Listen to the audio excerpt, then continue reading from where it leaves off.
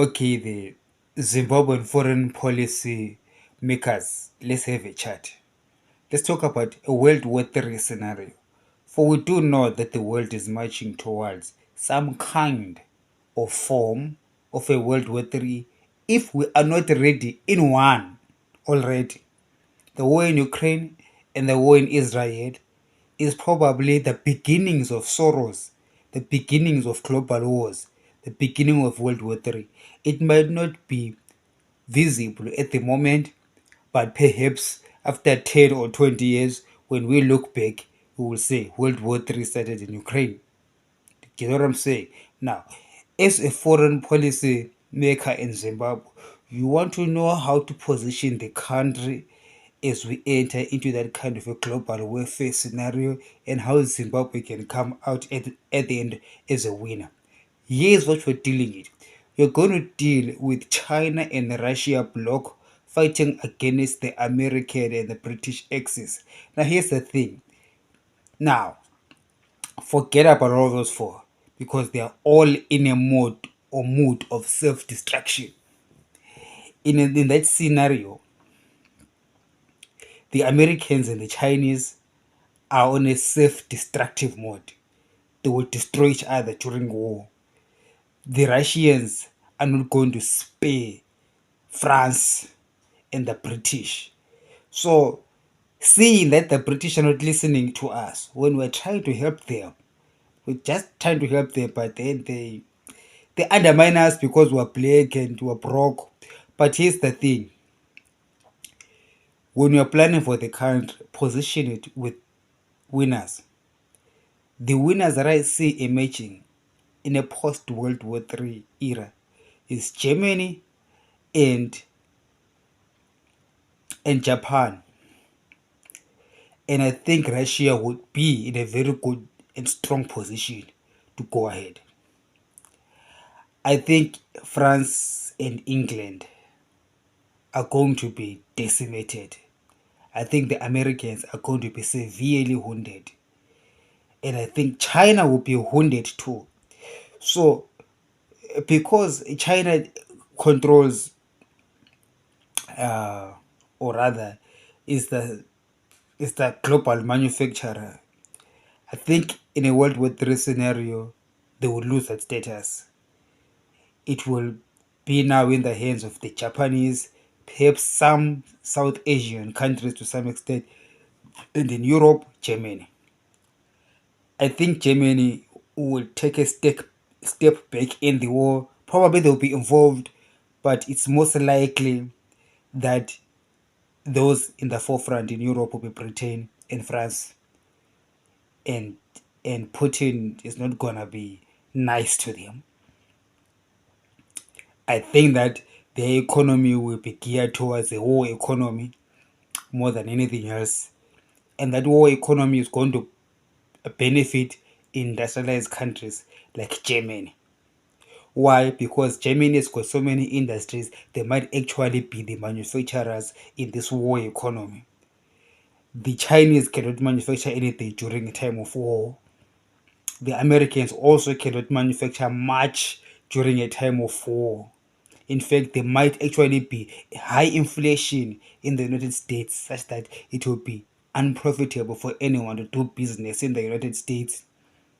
The dollar is on a very precarious position right now, with the Chinese currency taking over using BRICS and other currency swap arrangements that make it unnecessary for many countries to use the US dollar. So it might just not only be a hot war, but also a currency war in which the US dollar will be severely wounded.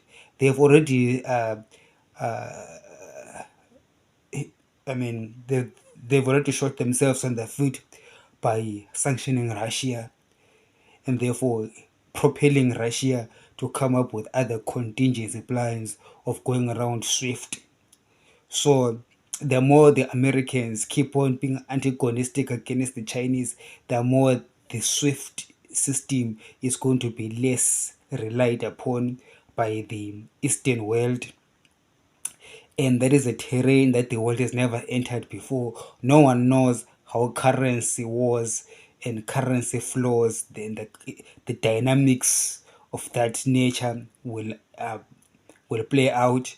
Because at the end of the day, the British and the American economy have got one flaw that you need to understand, that they don't have any wealth, they produce nothing.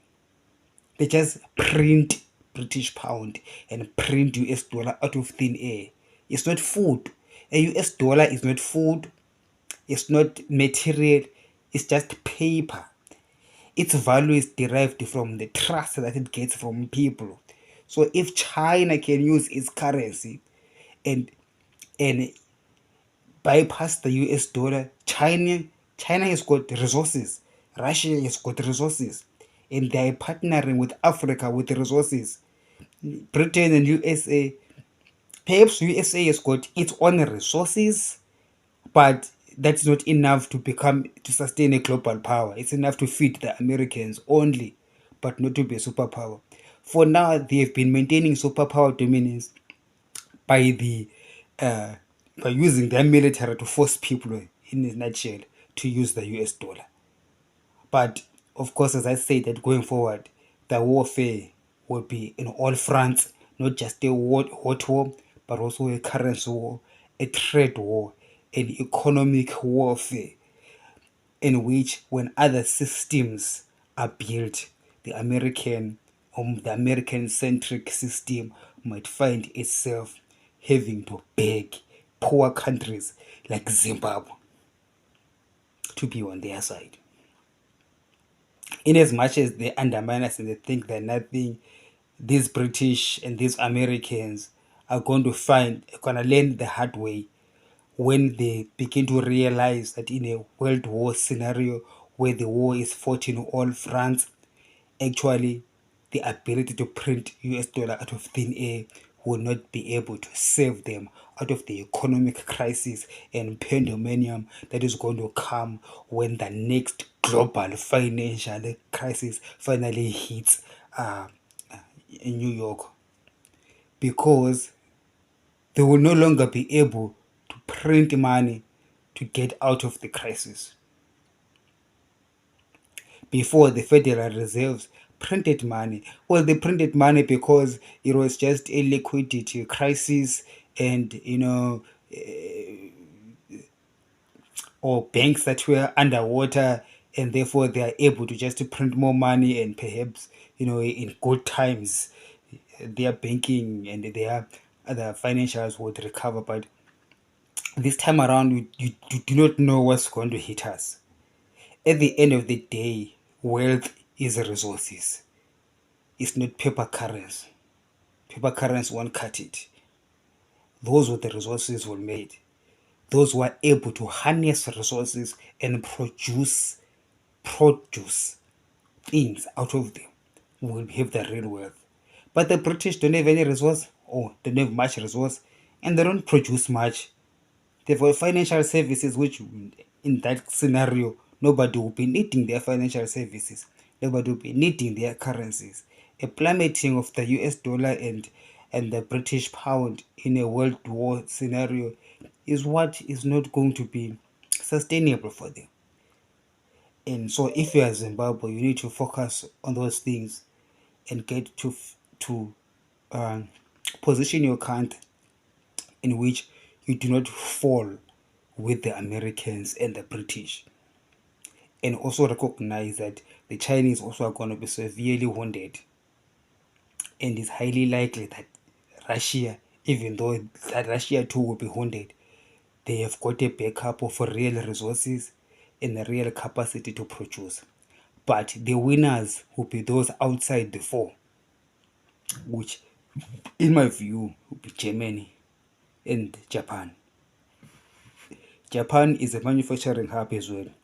It will pick up the slack when China is being decimated by the Americans, and they will be able to supply the Americas and supply the world, and Germany as well. But however, Germany will find it hard to manufacture in Europe, so they will need to manufacture in Africa.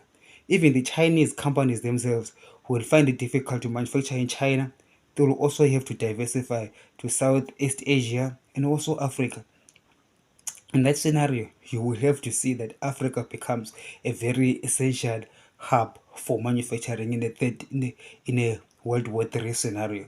We've got cheap labor costs, we have got easily available energy. Energy sources can actually be quickly we can do hydro quickly. We can we do have gas in Africa. So we can quickly fix our electrical problems. We've got coal readily available. You know, we can have steel and uh, steel manufacturers, you know, readily available, and we can pick up the slack very quickly, provided we have got democratic or rather stable governments. That's why ED can be part of this thing. So, in that kind of scenario, ED won't even survive. In that kind of scenario, when countries, when capitalists need to produce stuff in Africa, presidents like ED who are so incompetent who will not even survive the end of day. By 6 p.m., they'll be gone. All right, whether you want it or not, they'll be gone. So prepare yourselves. In a third world war scenario, it cannot survive it. You can all ignore me if for all you want to, but I'm telling you, is the world is going to a third world war, Africa is going to be essential. Global manufacturing will have to come to Africa, and presidents who cannot keep the lights on, who cannot provide safe drinking water, who are unable to finish building, constructing one Mputsi Yadura, what do they call it?